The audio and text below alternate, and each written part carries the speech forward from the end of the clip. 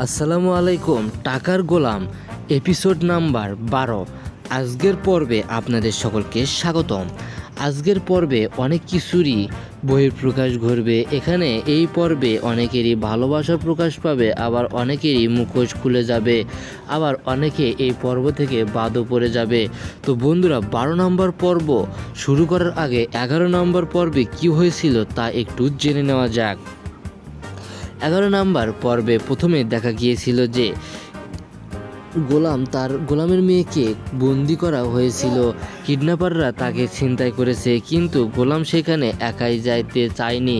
গোলাম প্রথমে বলে, আপনাদের সমস্যা আপনারা ঠিক করেন, আমি কেন যাব এখানে। কিন্তু গোলামকে অনেক অনুরোধ করার পর গোলাম সেখানে যায় এবং সেখানে গিয়ে সে তার আসল খেল দেখায়। গোলামকে বলে যে তোমার সুইস ব্যাংকে যত টাকা আছে সবগুলো টাকা আমার অ্যাকাউন্টে ট্রান্সফার করতে হবে। কিন্তু গোলাম তো জানে না যে তার অ্যাকাউন্টে কত কোটি টাকা আছে। সে জানে সে তার অ্যাকাউন্টে কোনো টাকাই নেই। তাই তো গোলাম বলে যে হ্যাঁ, আমার অ্যাকাউন্টে যত টাকা আছে সবগুলো টাকা তোমরা নিয়ে নাও।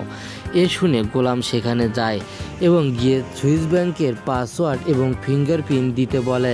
কিন্তু গোলামের যে মানুষজনগুলো রয়েছে তারা বলে যে এর ফিঙ্গারপ্রিন্ট এবং পাসওয়ার্ড তো কোনোভাবেই মিলবে না, কেননা গোলামের সঙ্গে তো শেহজাদের কোনো মিল নেই।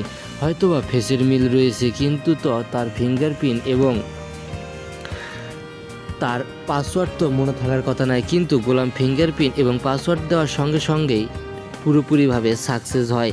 তারপর সেখান থেকে তার মেয়েকে ছাড়িয়ে দেওয়া হয়। পরের সিনে দেখা যায় যে গোলামের স্ত্রী গোলামকে এক বার্থডে পার্টিতে নিয়ে যায়। আর বার্থডে পার্টিতে নিয়ে যাওয়ার কারণে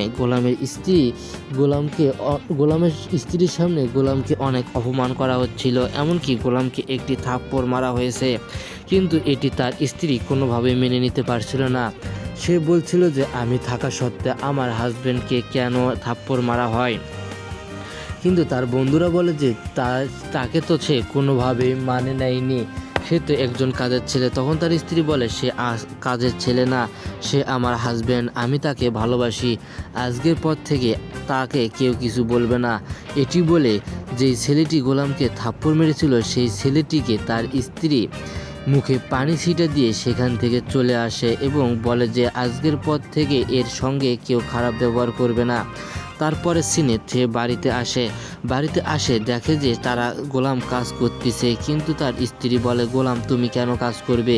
এ নিয়ে বাড়িতে অনেক চিল্লাচিল্লি করার পর বাড়ির সকলেই সেখানে উপস্থিত হয় এবং সকলেই বলে যে তুমি এখানে কেন চিল্লাচিল্লি করতেছো। তখন গোলামের স্ত্রী বলে যে এ আমার হাজব্যান্ড, আজকের পর থেকে এই বাড়িতে কোনো ধরনের কাজ করবে না গোলাম, যা করতে হয় কাজের লোক করবে। তখন কাজের লোকটি সাইড থেকে বলে যে আমি একা কাজ এতগুলো করতে পারবো না। তখন সে বলে যে এই বাড়িতে যদি কাজ না করতে পারো তাহলে আরও অনেক লোক নেও, কিন্তু আজকের পর থেকে গোলাম এই বাড়িতে কোনো কাজ করবে না।